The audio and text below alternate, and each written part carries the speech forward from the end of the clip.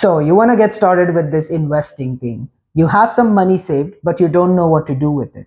On top of that, you're hearing stuff such as if you had invested 10 years ago in a Tesla stock, in an Amazon stock, or Google stock, this is the amount of money that you would have made. Also, when it comes to investment, there are so many options that you've heard of: stocks, ETF, mutual funds, bonds, fine art, crypto, real estate, which leaves you completely confused. To add to these problems, you must have heard stories from your uncle or your dad who invested some money and lost money in the stock market, which puts an inherent fear in your mind that you might end up losing all of the money that you've saved. So in this video, I'm going to go over the basics of investing. This is a comprehensive video that I wish I had when I first started investing about 3 years ago. In order to make this simple and comprehensive, I'm going to divide this into 11 bite-sized pieces. Timestamps for those are down in the description. Let's begin with what actually happens to my money over time.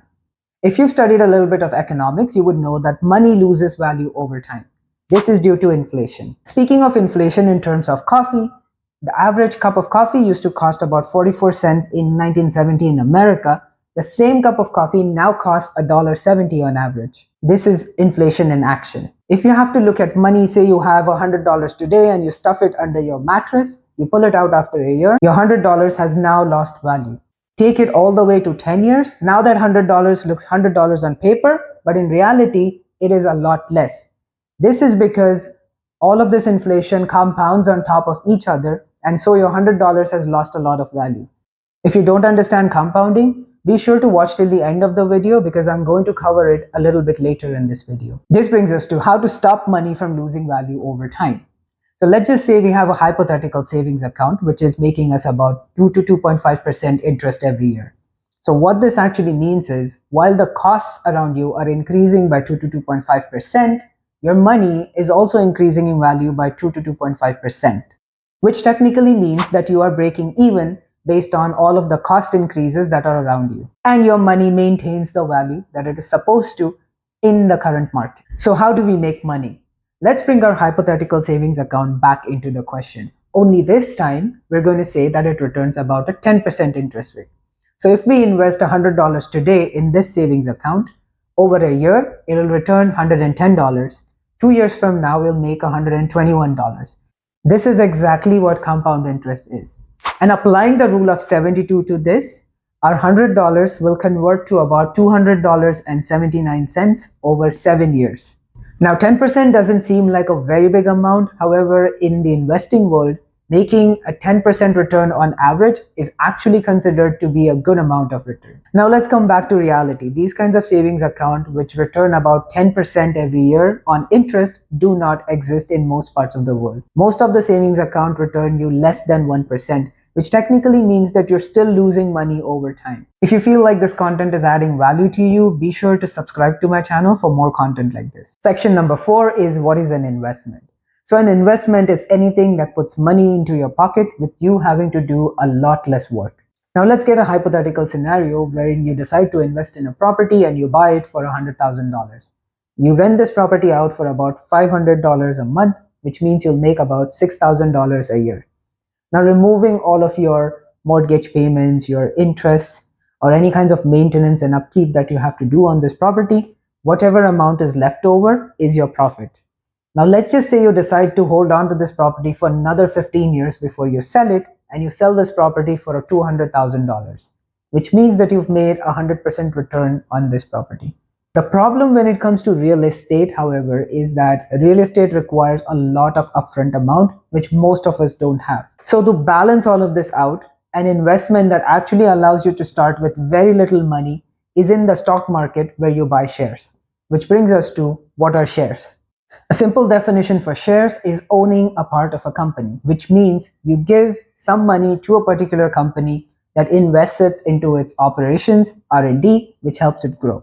And in return, you make a return, one, through increase in valuation. So let's just say we buy 10 stocks of Microsoft for $100 each. These stocks grow to about $125 over 3 years, which means your investment of $1,000 that you made 3 years ago is now returning you $1,250. Second way to make money through stocks is by investing in dividend shares. Now, what exactly is a dividend? Let's say you own Microsoft stocks and business is booming at Microsoft, because of which they've decided to issue $1 million as dividend.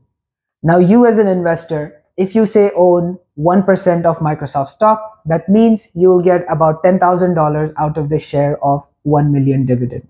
Although one thing to note about dividend stocks is that not every company issues a dividend. Some of the companies do it, and the companies which have been issuing dividends for a very long time, say for the last 10 years, can discontinue issuing dividends at any point of time. There is no written rule which forces the companies to continue issuing dividends for a lifetime. So how do you buy a share? You can't go on any of the websites for Apple or Microsoft or Tesla and then go in and buy a share. You do it through a broker. Back in the day, you used to have a guy that you used to call who used to be your broker.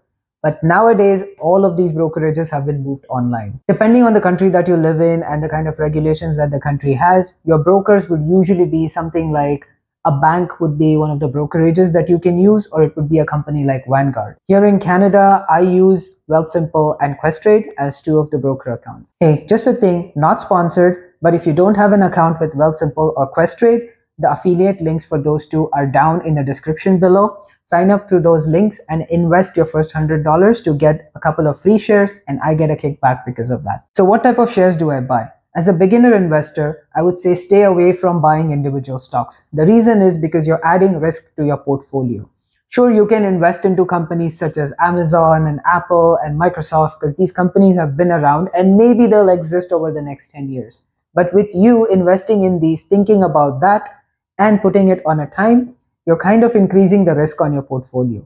So for any beginner investor who is getting into the world of investing, some kind of an advice that comes down from all of the great investors that you've ever seen is some of the investing gurus or even Warren Buffett is to invest in an index fund, which brings me to what is an index fund.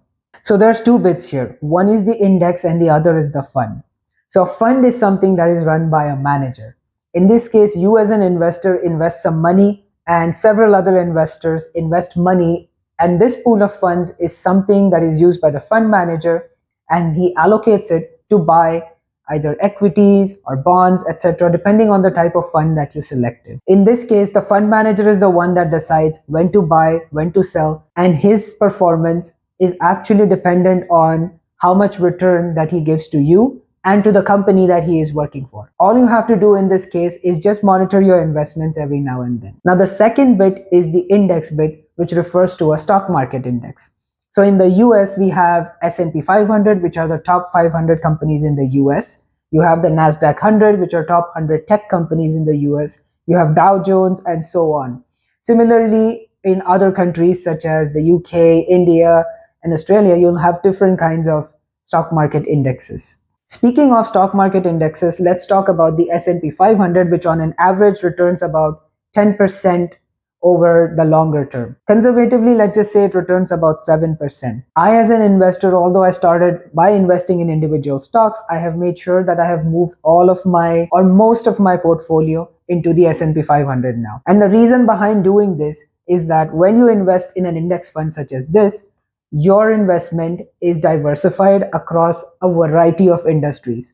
And in this case, this reduces a lot of the amount of risk that you can take. What this does is make sure that your investment is safeguarded than investing in an individual stock, which could go up or which would go down at any point. Speaking of losing your entire amount of savings or investment in an S&P 500 would be talking of a doomsday scenario, in which case the entire stock market or stock index has to completely collapse. If that happens, the money or the investment that you're holding won't really hold any value, and which is kind of a scenario which is highly unlikely to happen. Now let's talk about the risks. Chances are that you have a parent or a relative who invested some money in the stock market and lost all of it. And they have told you that the stock market is complete BS and it's very risky, so you should only save all of your money. Well, my take on this is there are only two ways that you can lose money in the stock market. One is if you make poor decisions, and the second one is if you panic sell. Making poor decisions in this case would be not buying the right kind of a stock, buying some of the hype stocks because some random person made some money on it and that stock was doomed to fail. Or secondly is when you panic sell. So let's just say you bought a Microsoft stock for $100. You kept monitoring it for several weeks, and then it kept dropping, dropping all the way to $87, and you decided to sell it. Well, if you had held on to that stock for a little longer and only ridden the wave, it might have returned you a return well over the $100 that you initially invested. So how do we avoid getting into this bubble and avoid the risk of panic selling and all of those aspects? Well, for any kind of an investment that you make in the stock market, you need to make sure that that investment sticks around for 5 to 10 years, because that is when it will return you a good amount of return than the amount of money that you have invested. So if you need any kind of funds immediately over the next 2 years, those kinds of funds should not be allocated at all into your investment portfolio. Now let's bring all of this within the S&P 500 context. If you go back in history for over 30 years or so, you can see that S&P 500, there have been certain bumps along the road. However, it has always pulled up and it has always performed better than where it was previously.